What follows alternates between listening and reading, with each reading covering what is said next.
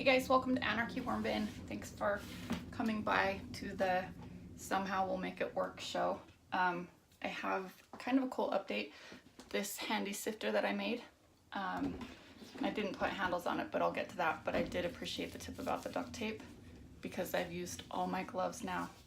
The metal was just like ripping through all my gloves. Anyway, it is heavy, and I love the YouTubers who update and tell you the good and the bad, because if we make mistakes, we should share those with people so that you guys don't make the same mistakes. It's a super heavy sifter just because this was like a frame I already had that wasn't square, so I didn't want to use it. But I didn't want to, like, I could just throw it in the fire pit, but I thought I would try to put it to good use. And I actually found a really cool hack for it. And this is why I'm not putting handles on it, which was a great idea. I think that was Emily. And I think Beth or Lisa had the idea about the duct tape. So thank you, because that saved my hands. So this is what I'm doing. I'm finally, I'll get this hopefully without making that loud noise.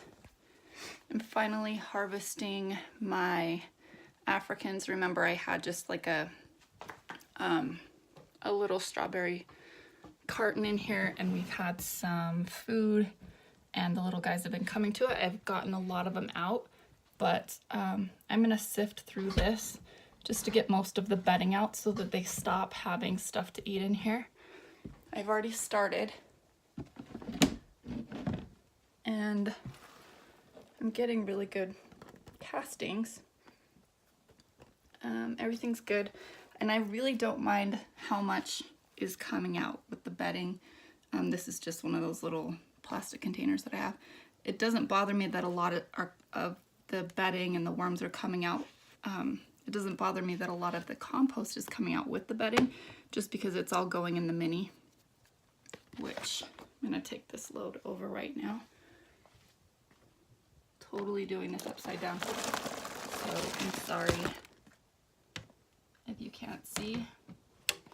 I also cannot see what you see. And I am going to keep using this guy. Once I get it all sifted, I'll put some more food in there. But again, if a lot comes out, a lot of this is that shredded cardboard, and it's just kind of moist and the compost is sticking to it. It's fine. This will just add to my harvest later when we harvest the mini in like a year. Okay, this is what I wanted to show you. And again, I'm out of gloves. I've gone through, I just need to go get some more. So you'll have to get past it. Sorry, I've had to get past it too. So while I can pick this up and shake it and sift it, and it works just fine, it just takes a little bit longer, and it is really heavy. The screen is actually on there kind of loosely. I mean, it's hard to make it super taut, so I've just been going underneath and doing this, and it's coming through quickly. And I kind of feel like, as opposed to shaking back and forth, oh my, speaking of shaking back and forth, as opposed to shaking back and forth or even kind of pulling back and forth like this, when I'm doing this, it's less likely to like scrape any little worms in half, which God knows we've all done. Okay guys, I'm actually almost done here. The bottom is a lot more tedious, I'm finding. There's a lot more worms. There are a lot more worms in the bottom, which is fine. I don't mind going through it because the first 80% went very quickly, faster than I thought it would. But remember, I've got a 1/4 inch screen on, not an 1/8 inch screen. So my castings aren't being sifted as fine as they could be, but it works perfectly for me. I'm not out to get, I'm not selling my castings. I'm throwing them in the garden or making compost tea, or both in my case. Tiniest little guys. I do want to end this video with a shot of the garden. I know you guys have never been out there. I'm not, I'm pretty shy. I had to be talked into making videos by someone crazy and crazy enough to get me on film. So but I'm getting more adventurous because I feel like some of my favorite YouTubers have more than just one thing happening on their channel. Even the Crazy Worm Lady, she's got her little inside garden under the lights. My hillside garden shows composting in several different ways, and then all of her different plants and planting, harvesting, taking care of her beds.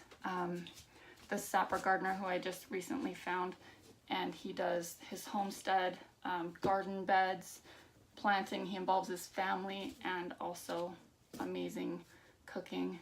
He and his wife are amazing cooks.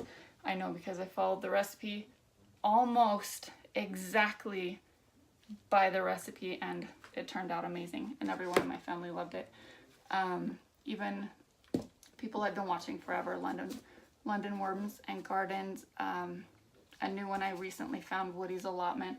They're mixing things that I love, and I do, so I'm going to maybe take you guys along, like home brewing apple cider and the other things that I make much better than the worm stands. Well, a little bit better. Anyway, if you're here for the worms and you shut the video off, I totally understand and respect that. And I'm putting worms now in the good pile, so I need to stop and just talk. If you leave, I totally understand. And I'll put in the title whether I have garden updates or worm videos or whatever I decide to do. I'm just glad that you're here for whatever you decide to be here for. One last thing before the garden clip, sorry. I'm shocked at how many worms there are in the bottom of this, and big worms. I really thought I'd gotten the majority of them out just because I had so many come out with the bait. That wasn't supposed to happen, but there are a ton in the bottom, and I bet I have about an inch of compost left in the bottom. They're all over in there. So as many as I thought I was pulling out with the bait tray, there are still just as many in here or more. And they're adults, they're not just recently hatched, they're all over. I would strongly suggest, as Tom suggested, sift first. They're all just eating bedding and juices down here. There is no recognizable food, but I'm sure that some of the juices have gone to the bottom and they're having a worm party down here. So that was a really, really good idea. He had just sift out first, get the biggest pieces of bedding, get anything you can out, and then put that bait tray in. If you're doing this method of harvesting, I would, like the bait tray method, I would suggest sorting it or sifting it first. I keep saying sorting. All right, there it is. That is some finished African nightcrawler casting. I actually am shocked. I've seen a lot of YouTube videos and they're always like, my worms eat so fast and look at all this awesome casting. Like, that never happened with my blue worms, which is what I had for the first year. So I always assumed I was doing something wrong, and I almost gave up a couple times. There are different worms, they do different things in different systems. So please don't give up. Research, study, research your guts out, find what works for you. Find someone you trust and follow just one or two people. The reason I say that is because there's more than one way to do this. You guys all know that. I'm sure you've heard several different ways, several different people advising you. I'm over here getting food, by the way. Advising you to do this or never do that, and it'll work out. But if you follow the same few people, you're not going to have conflicting opinions.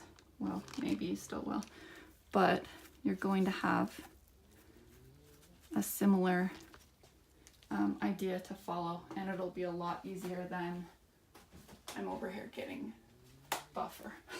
It'll be a lot easier than having all these different opinions flying at you. This is that buffer that, I don't know if I've posted this yet, but I made some buffer. It's just rock dust and eggshells, and yeah, I say it so many times I should have it memorized. Garden lime. I'm just gonna mix that in there really well. So again, I didn't see any worms in these castings. I really wasn't looking for cocoons, but I have a feeling that we will get some little guys in the mix over the next few days, and I'll grab them if we do. And then down here, the bottom is drying out. It was clumpy and gooey and gunky, so I fluffed it, and it's in the fluffing process.